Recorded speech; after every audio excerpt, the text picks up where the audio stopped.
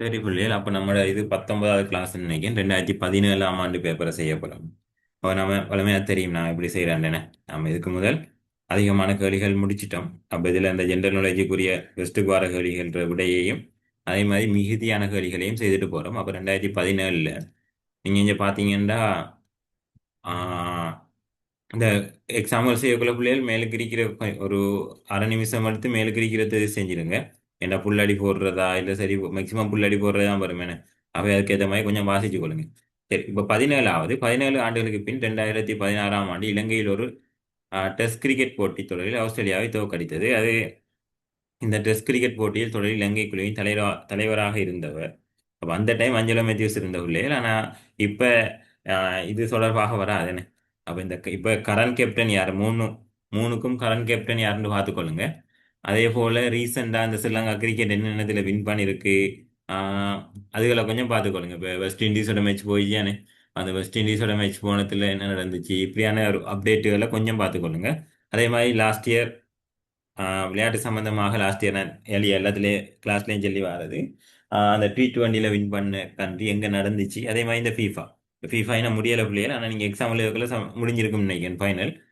இப்போ செமிஃபைனல் போகுது. அந்த செமிஃபைனலில் இன்றைக்கு வரை இதில் என்ன ஸ்பெயினும் பிரான்ஸும் நேற்று நடந்ததில் ஸ்பெயின் ஃபைனலுக்கு போயிருக்கு, பிரான்ஸ் தோத்துருக்கு. அப்போ ஸ்பெயினோட அர்ஜென்டினா இல்லாட்டி நான் நினைக்கிறேன் அர்ஜென்டினாவோட என்ன வச்சிருக்கு, அர்ஜென்டினாக்கும் மற்றது மறந்து வைத்தேன். ஆகவே ஆஹ், அர்ஜென்டினா இங்கிலாந்து சம்திங் தெரியல. அப்போ மேட்ச் இருக்கு, ஏன்னா இங்கிலாந்துக்கு மேட்ச் இருக்கு, அர்ஜென்டினாக்கு இங்கிலாந்துக்கு மேட்ச் இருக்குன்னு நினைக்கிறேன். அப்போ அர்ஜென்டினா இங்கிலாந்து மேட்ச்ல வின் பண்றது என்னதுக்கு போகும், ஃபைனலுக்கு போகும். அது ரெண்டுல ஃபைனல்ல வின் பண்ணும். அப்போ இதுகளை கொஞ்சம் விளங்கிக் கொள்ளுங்க. ரெண்டாவது, அமெரிக்காவோட தற்போதைய ஜனாதிபதி இப்ப ஐக்கிய அமெரிக்காவோட இப்ப தற்போதைய ஜனாதிபதினு கேட்டா, இப்ப அந்த டைம் 2016ல கேட்கக்குள்ள முதலாவது விட சரியா. இப்பயே ஜனாதிபதி எல்லாருக்கும் தெரியும் நான் உங்களுக்கு. இப்ப தற்கால ஜனாதிபதி உங்களுக்கு தெரியும். அதே மாதிரி இந்த அமெரிக்கா சம்பந்தப்பட்டு வரக்குள்ள அந்த ஆஹ் இதுல என்ன நியூயார்க்ல அந்த வின் பண்ணாங்க தானே, அவர் இதுகளையும் யாரோட பேர்களையும் என்ன செஞ்சு கொள்ளுங்க, எடுத்துக்கொள்ளுங்க பிள்ளைகள். அதுகள் சம்டைம் அந்த அந்த ட்ரெண்டிங்கான பேர்கள் தானே, அவங்களோட பேர்களும் சம்டைம் இது ஆகும். அப்போ நியூயார்க்கோட முதல்வர் நினைக்கிறேன், அது யாருன்னு பார்த்துக்கொள்ளுங்க. அதே மாதிரி அமெரிக்காவோட தற்போதைய ஜனாதிபதி, அது உங்களுக்கு சொல்ல வேண்டிய அவசியம் இல்லை, எல்லாருக்கும் தெரியும்.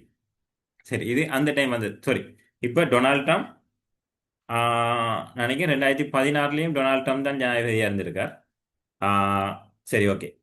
இப்பயும் அவர் தான் ஜனாதிபதி. என்ன இடையில மாறினது, இடையில மாறி திருப்பி என்ன டொனால்ட் ட்ரம்ப் வந்திருக்காங்க. சரி, மூன்றாவது பாருங்க. இப்போ பின்வரும் புரட்சிகளில் எது 2017ஆம் ஆண்டில் 100ஆம் ஆண்டு விழாவை கொண்டாடியது? இப்போ 2017 தர்மா பிள்ளைகள் இந்த ஆண்டுகள் சம்பந்தமா வரக்குள்ள உங்களுக்கு 2014 16 சம்பந்தப்பட்டு இப்போ வராது, 2026 25 சம்பந்தப்பட்டு தான் வரும். ஆகவே அதுகளை பார்த்துக்கொள்ளுங்க, இதெல்லாம் தேவையில்லை உங்களுக்கு.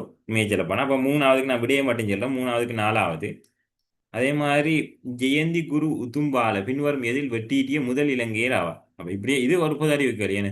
ஆனாலும் அந்த புதறிவு கேள்வியும் கிட்டத்தட்ட அந்த அந்த அடிப்படை அந்த ஆண்டுக்குள்ளாகத்தான் சுத்தும். ஆனாலும் பிரச்சனை இல்லை. நாலாவதுக்கு விட முதலாவது அவர் எவரெஸ்ட் சிகரத்தை அடைதல்ல வெட்டிட்டு இருக்காரு. அதே மாதிரி அஞ்சாவது,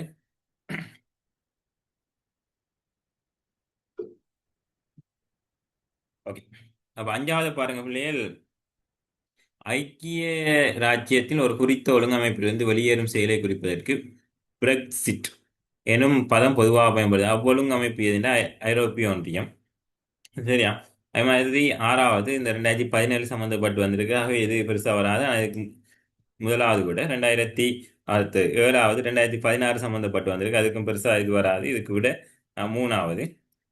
அதே மாதிரி இலங்கை ஒரு குறித்த நோய் இல்லாத நாடுன்னு 2016 செப்டம்பர் மாதம் உலக சுகாதாரம் பிரகடனப்படுத்திய. அப்போ இலங்கையிலிருந்து இல்லாமல் போன நோய் மலேரியான்னு அது உங்களுக்கு எல்லாருக்கும் தெரியும். அதே மாதிரி பின்வரும் எந்த இலத்தீன் அமெரிக்க நாடு 2016, அதுவும் 2016 சம்மந்தப்பட்டது. அப்போ 2016 திருப்பியும் சொல்றேன், 16 அப்படி சம்மந்தப்பட்டு திருப்பி வராது. இதுக்கு விட ரெண்டாவது. அதே மாதிரி 18 ஜனவரி 10ஆம் தேதி அப்போது இருந்த இலங்கை ஆளுநரால் ஊவா வெள்ளச புரட்சியில் ஈடுபட்ட 19 தலைவர்களை துரோகிகள் என பெயரிட்டு செய்யப்பட்டு பிரகடனம் 2016 செப்டம்பர் மாதம் இலங்கை ஜனாதிபதியினால் ரத்து செய்யப்பட்டது. பிரகடனத்தை அறிவித்த ஆளுநரின் பெயர் அந்த டைம், அதுவும் அந்த கரண் பத்தா அந்த அந்த டைம் நடந்தது. அந்த டைம் என்ன, ராபர்ட் ப்ரௌன்ரிக். அந்த அந்த டைம், அதாவது இதுல ஆளுநர் ராபர்ட் ப்ரௌன்ரிக். இது ஒரு வரலாறு சம்பந்தப்பட்டது. ஆனாலும் 2016 ரத்து செஞ்சிருக்காங்க, அதுக்காண்டி தான் இது வந்திருக்கு. சரி, ஆனாலும் சும்மா சாதாரணமாக எல்லாத்தையும் பார்த்துட்டு போங்க. 11க்கு 5வது வியாழன். அதாவது என்னன்னா கடந்த 5 ஆண்டுகள் ஆக 2.5 பில்லியன் கிலோமீட்டர் தூரம் சென்ற பின்னர் கடந்த ஆண்டு நாசாவின் விண்வெளிக்கலம் கடந்த ஆண்டுன்னு சொல்றது என்ன, 2015 என்ன ஏன்னா நீங்க இது 2016 எழுதியிருப்பாங்க, அப்ப 2015 கடந்த ஆண்டு. சரி, இப்ப 12வதுக்கு, அப்போ 12வதுக்கு உள்ள பிள்ளைகள் 2வது மொரகந்த, அதாவது துரிதப்படுத்திய மகாவலி அபிவிருத்தி நிதி திட்டத்தில் திட்டமிட்ட 5 நீர்த்தேக்கங்களில் இறுதி நீர்த்தேக்கம் இவ்வாண்டின் முற்பகுதி, 2016 முற்பகுதி. சரியா? சரி, அடுத்து 13வதுக்கு 3வது விட அதே மாதிரி இங்க இந்த மண் சரிவுகளை ஏற்படுத்தின என்று சொல்லக்கொள்ள நமக்கும் போன வருஷம் அந்த மண் சரிவு, அந்த டிட்வா புயல் ஏற்பட்டுச்சுனே. அப்ப அந்த சூறாவளியோட பேரு டிட்வா. அது எல்லாருக்கும் உங்களுக்கு ஆஹ் நினைப்பு இருக்கும். அப்ப சம்டைம் மேக்சிமம் அந்த டிட்வா கேள்வி வரும். போன வருஷம் அந்த டிட்வாவில் அந்த புயல் கடைசார் பாதிக்கப்பட்டுச்சு. அந்த புயல்ற பேர் என்னன்னு கேள்வி வரும். டிட்வாண்டு அடிச்சிங்க, டிட்வாண்டு போட்டீங்கன்னா சரி. சரியா? சரி, அடுத்தது உள்ளூராட்சி வட்டார தேர்தல் எல்லைகள் நிர்ணயத்தில் மீள உள்ளூராட்சி மாகாண சபை அமைச்சர் நியமிக்கப்பட்ட குழு. அதெல்லாம் அந்த டைம் 2016 நடந்த விஷயங்கள். இது 4வது விட. அதே மாதிரி அண்மையில் ஐரோப்பிய ஒன்றியம், இதெல்லாம் அண்மையில் அன்று நடந்தது. ஆனால் இப்போ உங்களுக்கு தெரியும் இந்த இந்த இது சம்பந்தமாக வரக்குள்ள இந்த 15வது கேள்விக்கு விட 5வது. ஆனாலும் இது சம்பந்தமாக வரக்குள்ள பிள்ளைகள் நம்மட இந்த வருமானம் ஒரு படி உயர்த்தப்பட்டிருக்கேன். அதாவது நடுத்தர கீழ்ல இருந்து நடுத்தர மேல் வர்க்கமாக இலங்கையில் செஞ்சிருக்கு, இந்தியாவுக்கு மேல. அதாவது அப்ப திருப்பி என்ன செஞ்சிருக்கோம்னா நம்ம மேலாயிருக்கோம். அப்ப சம்டைம் நடுத்தர மேல் வர்க்கம் அந்த அது கேள்வி வரலாம். சரி, அடுத்து பாருங்க 2014. அப்ப இந்த கேள்வி நாம செஞ்சிட்டோம். இந்த இது கலண்டர் சம்பந்தப்பட்ட கேள்வியில செஞ்சோம் பிள்ளைகள். இது வேக நேரம், அதே மாதிரி இது இந்த பரப்பளவு, இது இது எல்லாம் என்ன நாம ஏலியா கிளாஸ்ல செய்துட்டோம்.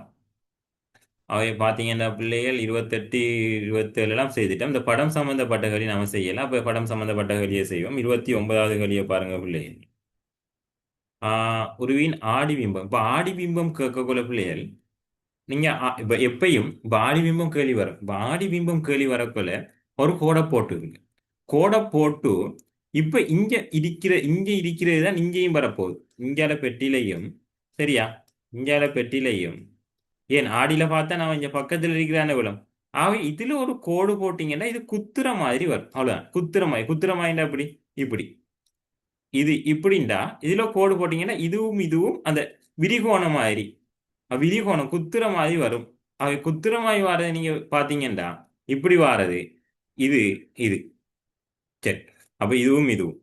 இன்னொன்று இப்ப மத்த வட்டம் வட்டம் சதுரத்தை வச்சு கண்டுபிடிக்கல, சதுரம் எல்லாம் மாறாது. ஆனா முக்கோணம், இப்ப முக்கோணம் பாருங்க பிள்ளைகள், இதுல தலைகீழ அடிக்கி இதுல இது அடிக்கும். இந்த ஆடி பிம்பத்துல தலைகீழா மாறாது.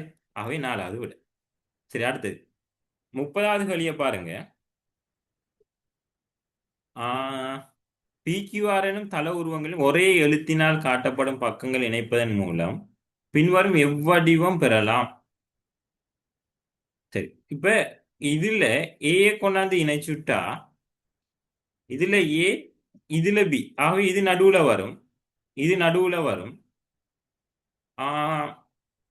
ஏ இணைச்சா முதலாவது பார்ப்போமே. முதலாவது பார்த்தா இஞ்சல இப்படி இருக்கு, அருகோணி சேப். ஓகே, இது என்னண்டா ஏ, நாம ஏ இங்க கொண்டாந்து இணைச்சிட்டு இதை மாத்தினாலும் வராதுன்னு. ஆகவே இது வராது. இங்க பாத்தீங்கன்னா ஓகே ஏ, ஆனா பி இதை மேலுக்கு இணைச்சிருக்காங்க. மேலுக்கு இணைச்சா என்ன பிரச்சனைனா அதை ரொட்டேட் பண்ண இந்த ரெண்டும் இந்த இந்த சைட்டா வரணும். அப்ப இதுவும் வராது. அப்ப நம்ம 4வது பாருங்க, 3வது வராது. 4வது பாருங்க, 4வதுல ஏ இங்கே இணைக்காங்க, பி இங்கே இணைக்காங்க. இணைச்சு போட்டு ரொட்டேட் பண்ணிட்டு ஒரு இப்படி ஒரு ரொட்டேட் பண்ணி விட்டா அந்த பி வருமா இல்லையா? இது வரும். இதெல்லாம் ரொட்டேட் பண்ணாலும் வராது. ஏன் வராது? அதை ரொட்டேட் பண்றது சரியா இருக்கணும். அதே மாதிரி இதுவும் வராது, நேருக்கு நேராகவும் வராது. ஆக இதுக்கு விட 4வது. அதே மாதிரி இந்த மாம்பழ வியாபாரி சம்பந்தப்பட்ட கேள்வி பார்த்துட்டோம் பிள்ளைகள். இந்த கேள்வி பார்த்துட்டோம். இதுவும் பார்த்துட்டோம். என்ன இதெல்லாம் தொழிற்சாலை கிடைக்கும், இதெல்லாம் அந்த அது சம்பந்தப்பட்ட கேள்வி. இது நான் முக்கியமாக பார்த்த கேள்வி. என்ன எப்படி இதை காண்றேன்ட்டு, தூரங்கள் நடவுகளை எப்படி காண்றேன்றதை பார்த்துட்டோம்.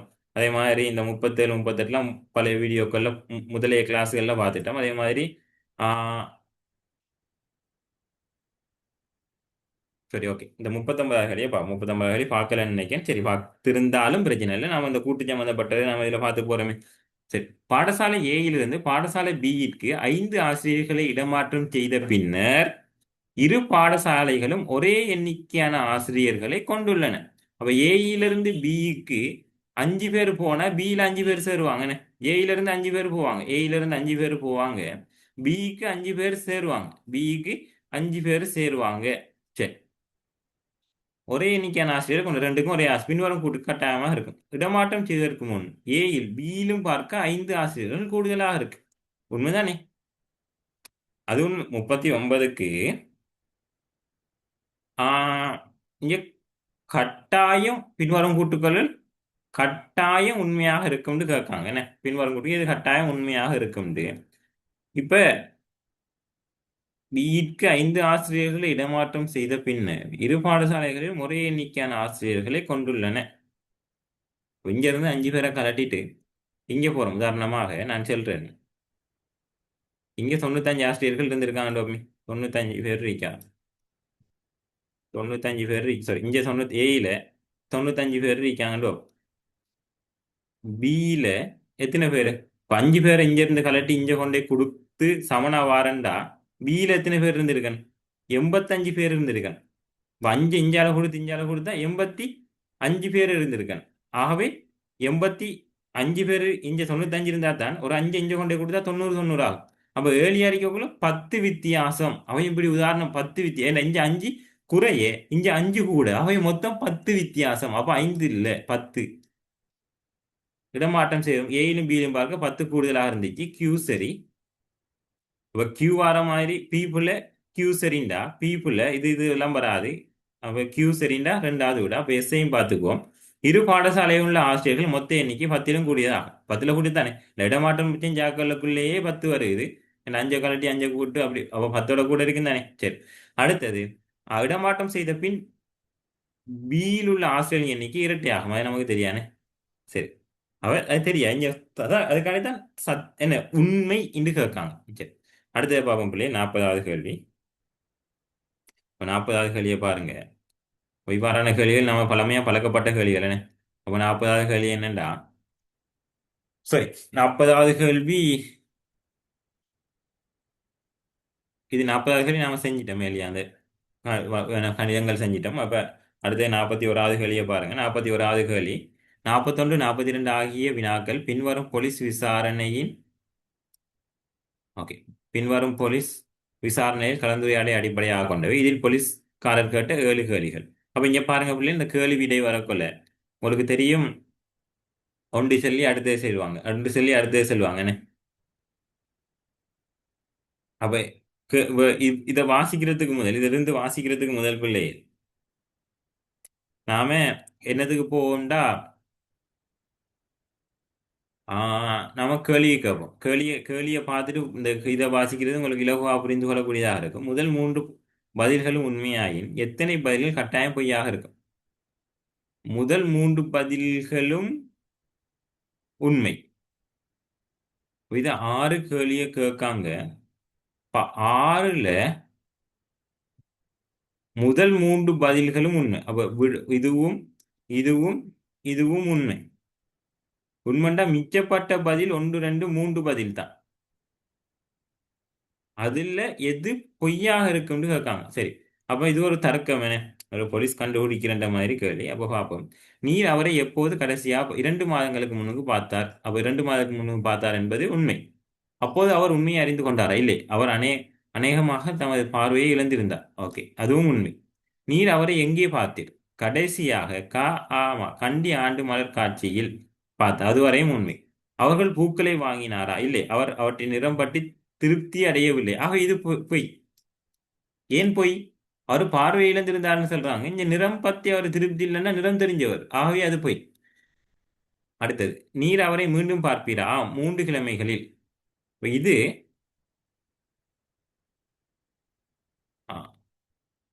நீர் அவரை எப்போது கடைசியா 2 மாதங்களுக்கு முன் கடைசியா பார்த்தீர். உண்மை அறிந்து கொண்டாரா? இல்லை, பார்வை இழந்திருந்தார். நீர் அவரை எங்கே பார்த்தீர்? மலர் காட்சியில பார்த்தேன்னு சொல்றாங்க. 3 கிழமை அவரை மீண்டும் பார்ப்பீரான்னு கேட்கிறது. இப்ப நீ அவரை மீண்டும் பார்ப்பீரா? அப்ப இந்த 2 விட இருக்குன்னு. அப்ப இதுல 2 விட இருக்கு. 41, அதாவது அப்போ ஒன்று சுவரா போய் நீர் அவரை மீண்டும் பார்ப்பீரா? மூன்று கிழமைகளில். அப்ப 3 கிழமைகள்ல நான் பார்ப்பேன்னு சொல்றது.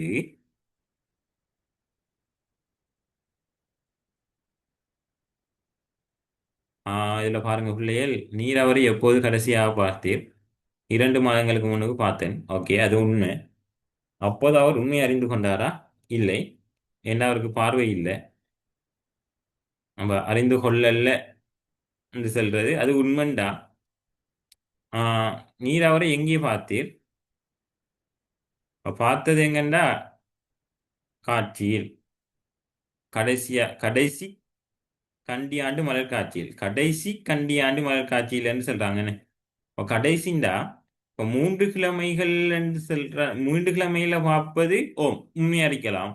ஆனா ஆனா கட்- என்ன அடுத்த 3 கிழமை, அதாவது 3 கிழமையில் இது நடக்காது. எனக்கு அது கடைசி கண்டி ஆண்டு ஆண்டு மலர் காட்சி. இப்போ ஆண்டு மலர் காட்சி திருப்பி 2 மாதத்துக்கு முன்னுக்கு ஆண்டு மலர் காட்சியில பார்த்திருக்காரு. 3 கிழமை கிட்டத்தட்ட 3 மாதத்துக்குள்ள அடுத்த ஆண்டு நடக்காது.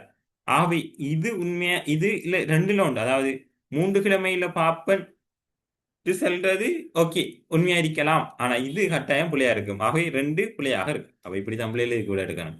சரியா? கொஞ்சம் தர்க்கம் தர்க்கம் வந்து லோ ரிலேட்டடா கொஞ்சம் கூட எடுக்கணும். சரியா? இவ்வாறான கேள்விகள் இப்படித்தான். சரி, அப்ப அடுத்து பார்ப்போம். 42 அநேகமாக உண்மையாக இருக்கக்கூடிய விடைகள் உயர்ந்தபட்ச எண்ணிக்கை. அப்ப இந்த இதுல நமக்கு தெரியும், இந்த 3 விடைகளும் உண்மை. அதோட சேர்த்து இங்கால ஒரு விடை, அப்ப 4 விடை உண்மை. சரியா? அப்ப 4 விடை உயர்ந்தபட்சம் நான் சொல்லலாம். இது உண்மையோ, இந்த விட உண்மையாகவும் இருக்கலாம் பொய்யாகவும் இருக்கலாம். ஆனா மேலுக்கு இருக்கிற 3 விடையும் கட்டாயம் உண்மை. அவ அதிகபட்சம் சொன்னா இது. சரி. சரி பிள்ளைகள், அப்ப அடுத்த 43 44வது கேள்வியை பாருங்க. இதுவும் விளங்கிக்கிறதுலாம் பிள்ளைகள் இருக்கு. அந்த ஊர்களை விடுங்க. ஊர்களை விடுங்கன்னா நோமலா வாசிங்க. அம்பகமுவாவில் இருந்து கெசல் கமுவாவுக்கு ஒரு பயணத்தை அம்பகமுவா புகையிரத நிலையத்திலிருந்து தம்பகமுவா புகையிரத நிலையம் வரையுள்ள ஒரு மணித்தியால புகையிரத பயணம். அதாவது இதிலிருந்து புகையிரத பயணம் 1 மணித்தியாலம். 1 மணித்தியால புகையிரத பயணம். அங்கால பேருந்தை சொல்றாங்க. பேருந்து தரிப்பிடத்துக்கு போய் வரையுள்ள, அதாவது தம்பகமுவா புகையிரத நிலையத்திலிருந்து நாரங்கமுவா பேருந்து தரிப்பிடம் வரையுள்ள ஒரு 15 நிமிடம். இஞ்சால ஒரு 15 நிமிடம். அதாவது இதுல இருந்து நம்ம ஆட்டோவுக்கு போறது 15 நிமிடம். இதுல இருந்து ஃபர்ஸ்ட்டுக்கு 1 ஹவர் 15 நிமிடம். அடுத்தது ஆட்டோவில் இருந்த 5 நிமிஷம், அங்கால 5 நிமிஷம். மொத்தம் எவ்வளோ? ஃபுல்லாக வாசிச்சிங்கன்னா கெசல் கம்மோ வரையுள்ள ஓர் 5 நிமிடம் முச்சக்கர வண்டி பயணம் ஆகியன அடங்கும். அப்ப இவ்வளவு தான் மொத்த பயணம். மொத்த பயணம் சரியா பயணிச்சா 1 hour 20 minutes, அதாவது 20 நிமிஷம் எடுப்பா. சரியா? சரியா பயணிச்சாண்டா, சரி நான் இங்க எழுதுறேன். சரியா பயணிச்சாண்டா 1 மணித்தியாலமும் 20 நிமிஷமும் எடுக்கும். ஆனா பிள்ளைகள் இங்க பாருங்க, இவர் 8 மணிக்கு போறாரு. இங்க இருந்தேனே போயிடுறாரு. ஆனா 8க்கு போறால் 9க்கு போய் சேர்ந்துருவார். இங்க 9:05. அப்போ 9:05ல இருந்து திருப்பி இஞ்சால ஓட்டோ உடனே எடுக்கலாம். ஓட்டோ உடனே எடுக்கலாம்ன்றா இஞ்சால 15 நிமிஷம். 9:15 அங்கால 5 நிமிஷம். அப்போ 9:25க்கு தான் இதுல போறால் போய் சேருவார். 9:25க்கு போய் சேருவார். அதே மாதிரி இப்படி போறால் அதே சரி.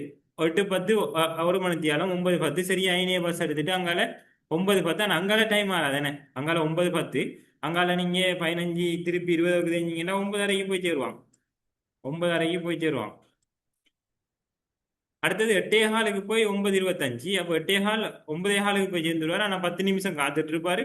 10 நிமிஷம் காத்துட்டு இருந்து என்ன செய்வாரு? அங்கால 9:25, அங்கால 20 நிமிஷம். அப்போ 9:45க்கு போய் சேருவார். 9:45. இவர் 9:30 இந்த அளவு செஞ்சு 9:30 9:30 9:30 9:40க்கு போய் சேருவார். சாரி, 20 நிமிஷம் தானே. இப்போ 20 நிமிஷம்னு சொல்ல போல 9:50க்கு போய் சேருவார். அதே மாதிரி 9:40 20 நிமிஷம் சொல்ல போல 10 மணிக்கு போய் சேருவார். அப்போ இவங்க போய் சேர்ற டைம்கள் தான் இது. இந்த டைம்கள் எந்த பிரச்சனையும் இல்லைண்ணே. இப்ப கேள்வியை பாருங்க. திருத்தெல்கொட அம்பகமுயிலிருந்து கிசல் கமுய்க்கு வரையுள்ள தனது பயணத்துக்கு 1.5 மணித்தியாலம் எடுத்துச்சு. 1.5 மணித்தியாலம் எடுத்துச்சுண்டா மொத்தம் 1 மணித்தியாலம் 20 நிமிஷம்.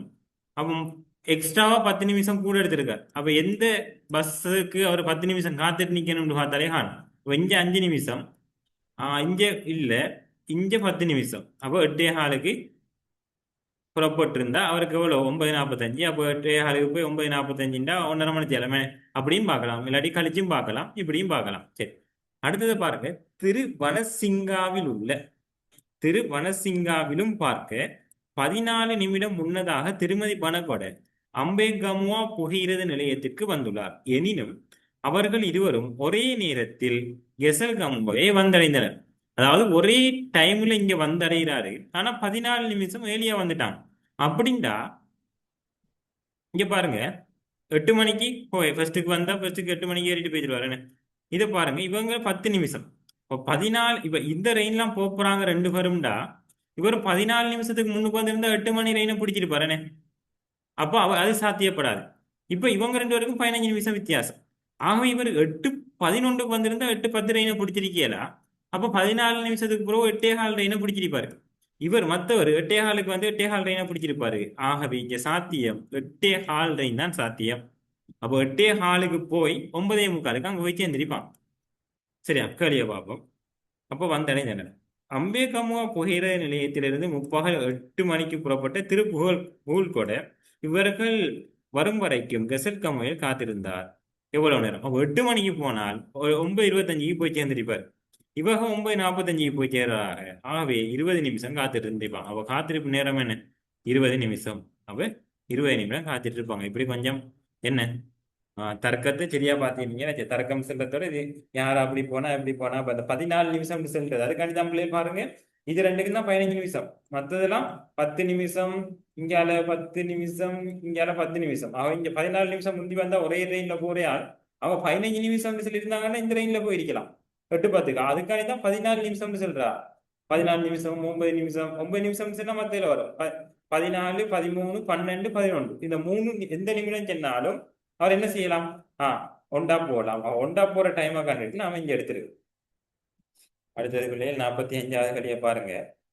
45 இவ்வாறான ஒரு கலியை பாருங்க. அதிசய பறவைகள் எனப்படும் பறவை இனம் பெரிய நிலப்பரப்பிலிருந்து தீவுகளுக்கு பறப்பதாக கூறப்படுகிறது.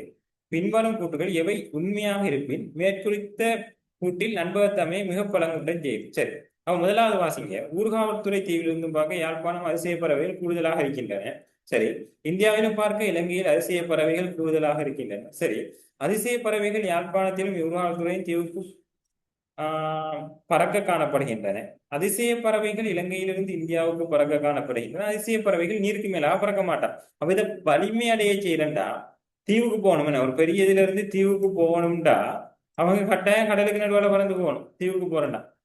ஆகவே கடலுக்கு பறக்க மாட்டான்னு சொல்றது நியாயம் இதுல தானே. ஆகவே இதை மிக பலங்குண்ட செய்து இவங்க பறக்க மாட்டாங்க. ஆகவே ஒன்று இந்த கூட்டு புள்ளியாரிக்கும், இல்லாட்டி இந்த கூட்டு புள்ளியாரிக்கும் அடிப்படையில வரும். அடுத்தது பாருங்க, 46வது கேள்வி. என்ன கரு ரீதியில் வேறுபட்ட தொடரினை தெரிந்தெடுக்க. என்ன கரு ரீதியில பார்ப்போம். ஆசியாவில் இலங்கை இருக்கு, இலங்கையில மேல் மாகாணம் இருக்கு, மேல் மாகாணத்துல கொழும்பு இருக்கு. ஓகே, புரோத்தன்ல கரு இல்லை. அப்ப இங்க கொஞ்சம் பிழைக்கு. சரி, பார்ப்போம். அடுத்தது சமுத்திரத்தோட ஆறு சின்ன, அதோட நீரோட்டு சின்ன. ஓகே, அதுவும் ஒரு தொடர் சின்னது வருதானே. ஊடகத்திலிருந்து செய்தித்தாள், அதுல இருந்து அனுப்பந்தம், அதுல இருந்து திரைப்பட பக்கம், அது ஒரு பக்கமாக இருக்கும் செய்தித்தாள் தானே. சரி, காட்டுல மரம் இருக்கும், மரத்துல பழம் இருக்கும், பழத்துல வித்து இருக்கும். ஆகவே விட 2வது விட. சரி, இந்த கேள்வியை பாருங்க. இப்படியான கேள்விகள் பிள்ளைகள் இந்த 47வது கேள்வி மாய்வு கேள்விகள் உங்களுக்கு தெரியும். இந்த 47வது மாய்வு கேள்விகள் பிள்ளைகள் சும்மா கேள்வியை வாசிச்சு விடைய எடுக்கிறது தான். அப்ப இங்க பாருங்க, இந்த 47வது கேள்வி மனித நிற்பீடன குறைபாட்டு வைரஸும் பெற்ற நிற்பீடன குறைபாடு சகசமும் சுருக்கமாக என்னன்னு தெரியல.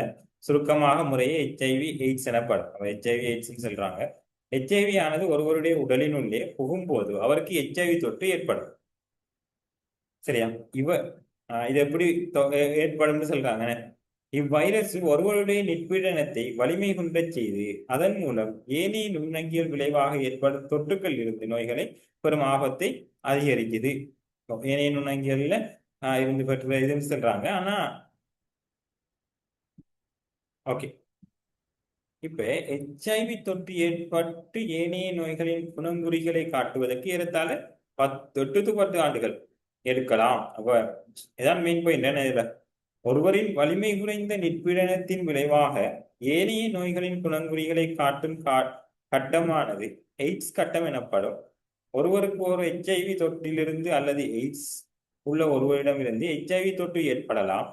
பெரும்பாலான சந்தர்ப்பங்களில் ஒரு HIV தொற்றினூடாக கொண்டுள்ள பாதுகாப்பட்ட வாழ்வுகள் அல்லது ஒரு HIV தொற்றாளரிடமிருந்து குருதியை ஏற்றுவதனூடாக அல்லது ஒரு HIV தொற்றிய தாய்க்கு பிறப்பதினால் ஒருவருக்கு HIV தொற்று ஏற்படுகிறது. இவ்வளவும் சொல்லப்படுது எப்படி என்று.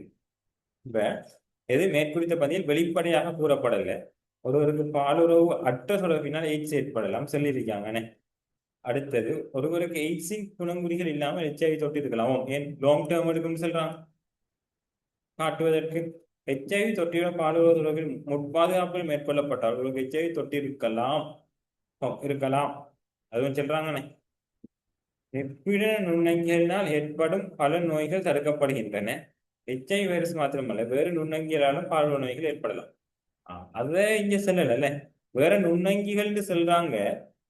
அதன் மூலம், அதாவது இவ்வைரஸ் ஒருவருடைய நிற்பிடத்தை வலிமை அதன் மூலம் ஏனைய நுண்ணங்கி விளைவாக ஏற்படும் தொற்றுக்களிலிருந்து நோய்கள் பெருமாகும். இதுக்குரிய இந்த இந்த இந்த இதுக்குரியது என்று சொல்லல. சரியா? ஆகவே விட 5வது. அடுத்தது, இப்பந்தியில் கூறப்பட்டுள்ளது. இதுல கூறப்பட்டுள்ளதுல நான் எல்லாத்தையும் வாசிக்கல பிள்ளைகள். இல்ல பாருங்க, இதை காட்டுறதுக்கு நெடுங்காலம் எடுக்கும்ன்றதான் மெயினா இங்க சொல்லிருக்கான். ஏன் நெடுங்காலம் எடுக்கு? சரி, இதான் இங்க கூறப்பட்டிருக்கு. அடுத்தது பாருங்க, 49, 50, 51வது களி. அதாவது கூற்றுக்களை பார்த்து இந்த கூற்றுக்கள் களி கட்டாயம் வரும். 49, 50, 51. அப்ப கூற்று அதுக்கு இது இருந்தா ஒரு கூற்று மட்டும்டா ஏ, 1, 2 பி, 1, 3 சி, 2, 3 டி, 1, 2, 3 இ. அதாவது இங்க ஒரு முடிவு தந்திருப்பாங்க. என்ன 2016லயும் சேஞ்ச் ஆகும். இங்க 3 கூட்டு தந்திருப்பாங்க. இந்த கூற்றை வச்சு இந்த முடிவு எடுக்கிறேன்டா ஒரு கூற்றை மட்டும் வச்சு டிரெக்டாக முடிவு எடுக்கலாம். இல்லாட்டி 2 தேவைப்படும், இல்லாட்டி 3 தேவைப்படும் இந்த முடிவு எடுக்கிறது. அவ்வாறானதை தான் நாம இங்க எடுக்க போறோம். இப்ப இங்க பாருங்க, 49வது கேள்வி.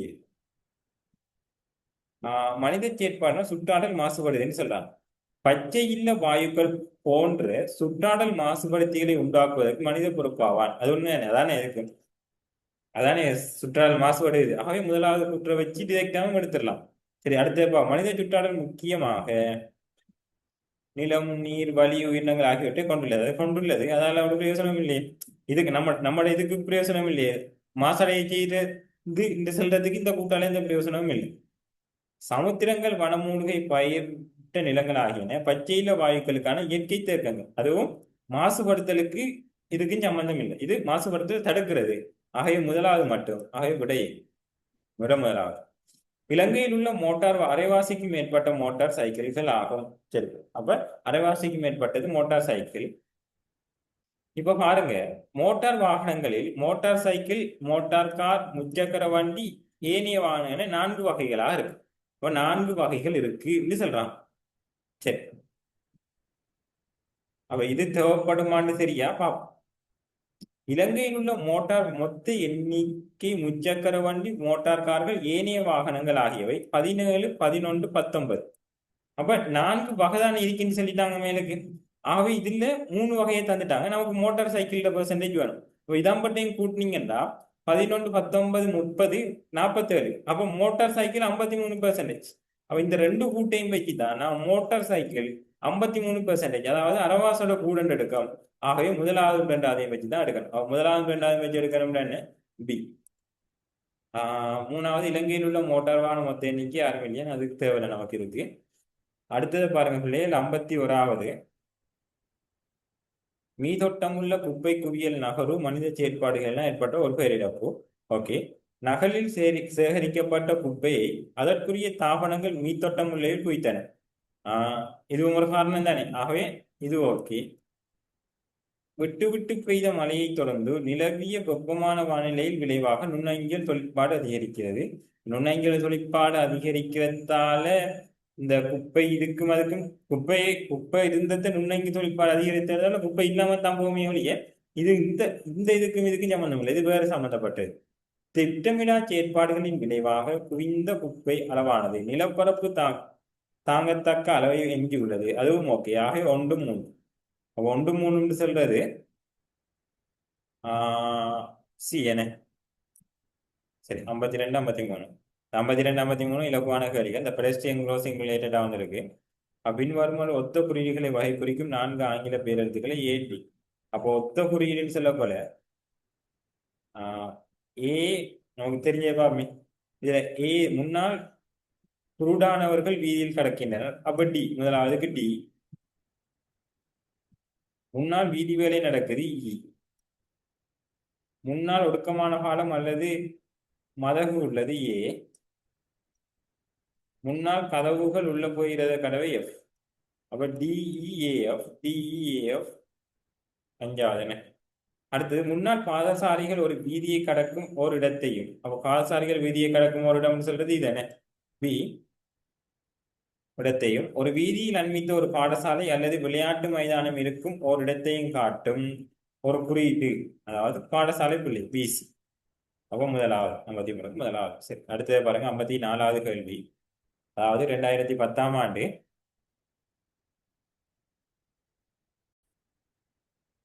54 2010 16 எனும் காலத்தின் போது ஒவ்வொரு ஆண்டும் விளையாடப்பட்ட ஒரு நாள் சர்வதேச கிரிக்கெட் விளையாட்டுப் போட்டிகளின் மொத்த எண்ணிக்கையில் இலங்கைக்குழு வென்ற விளையாட்டுப் போட்டிகளின் சதவீதம் வரைவில் தரப்பட்டுள்ளது. அப்ப இலங்கைக்குழு இங்கே பாருங்க கிட்டத்தட்ட 60க்கும் 70க்கும் இடையிலானது. ஒரு 77 வீதம் வைப்போம். இங்கே 2011 ஒரு 50 வீதம். இங்கே கிட்டத்தட்ட 40 வீதத்துக்கு கிட்டத்தட்ட 42 வீதம். இங்கே ஒரு 47 வீதம். இங்கே ஒரு கிட்டத்தட்ட 62 வீதம், 62 63 வீதம், 63 வீதம். இங்கே 32 வீதம். அப்ப சரி, இப்ப கேள்வி என்னன்னா பின்வரும் ஆண்டுகளில் எதன் போது இலங்கை குழு விளையாடிய விளையாட்டுப் போட்டியில் குறைந்தபட்சம் அரைவாசி ஏனும் வென்றது. அரைவாசி ஏனும் வென்றதுன்னா 50 வீதத்தாச்சும் வென்றி வென்றதுல அரைவாசி ஏனும். அரைவாசிக்கு மேலண்டா 2 ஏயும் பி. அரைவாசி ஏனும் அரைவாசி சேர்ந்து வருது. ஆகவே 3. 2010 11 14. சரியா? அது முதலாவது. நான் சதவீதத்திலே செஞ்சிருக்கலாம். சரி, பிரச்சனை இல்லை, இங்கே ஈஸி தானே. சரி, அடுத்த பாருங்க. ஒரு குறிப்பிட்ட சம்பவம் தொடர்பாக 6 படங்கள் கீழே தரப்பட்டுள்ளன.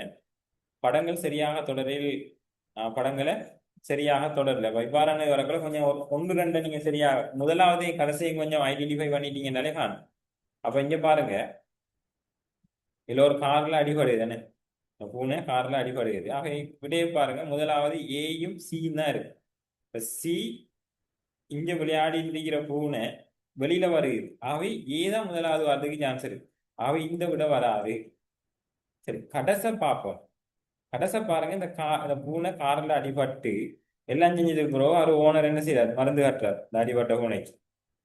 இல்லாட்டி அடிபட்ட பூனை செத்து போயிடுற மாதிரி. அப்ப கடைசை நமக்கு ஈதான் பாரு. அப்ப ஏயில தொடங்கி ஈல முடியணும். ஆகவே விட எத்தனாவது? 55க்கு விட 4வது. அப்ப இவ்வளவுதான். எல்லாத்தையும் நீங்க பார்த்துட்டு இருக்க வேண்டிய அவசியம் இல்லை. இப்ப பாருங்க, இந்த கேள்வி தகவல்களை அடிப்படையாக கொண்டது. வீட்டில் ஒரு பெண்ணுக்கு தபால்காரர் கொண்டையில் இது. சரி, இப்ப இங்க இதுலயும் கலந்துரையாடல சரியா காட்டுறதுன்னு கேட்காங்க. இப்ப இங்க இது ஒன்று ஏயில ஆரம்பிச்சிருக்கும், இல்லாட்டி பியில ஆரம்பிச்சிருக்கும். ஏயில ஆரம்பிச்சிருக்கும் வணக்கம் தபாட்காரரே. பியில வணக்கம் அம்மா. இப்ப இவர் வணக்கம் சொன்னதுக்கு பிறகுதான் அவர் சொல்வார். ஏண்டா தபால் கொடுக்க வாராங்க. கொடுக்க வாரவர் இந்த தர்க்கங்கள் இப்படித்தான் பார்க்கணும். கொடுக்க வாரவர் அவரே இவர் தபால்காரனை சந்திக்க போயிருந்தா இவர் சொல்லியிருப்பா ஃபர்ஸ்ட்டுக்கு.